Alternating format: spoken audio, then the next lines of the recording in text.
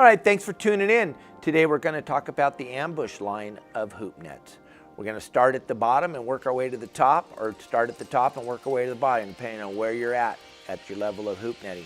First of all, we're going to talk about the new Ambush XL Heavy. Now this thing is an animal. This thing, most of us for years have had to put weights in the bottom of our nets to get them down to the bottom when we're fishing over 100 feet of water.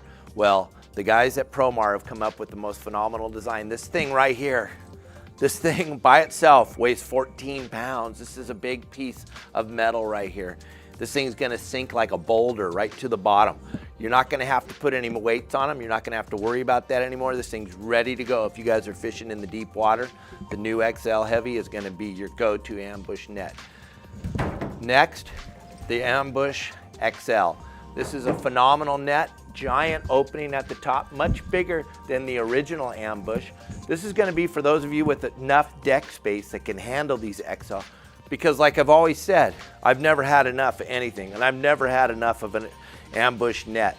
The bigger the better, always. Bigger is better. The more lobsters you can fit in here, the better it's gonna be for you. Get the night over with quicker. So the Ambush XL is much bigger around than the original ambush net. The problem with this, if you have a small boat though, is it's gonna take up a big piece of property on your boat. So we're gonna go to the original ambush and show you a little bit smaller in diameter, much easier to store. These all stack right up on top of each other for easy storage. When you have 10 of these, because you're not gonna want a hoop net without 10, because you're never gonna go by yourself. You're always gonna take a friend, that way he can have 5 and you can have 5. And these things will stack up and take up one tiny little area on your boat. If you look, those of you with the small 20-foot to 30-foot boats, you're gonna want these smaller type ambush nets, the original ambush, because they take up less space on the deck of your boat, much easier to store. You can see the difference in size of the two nets.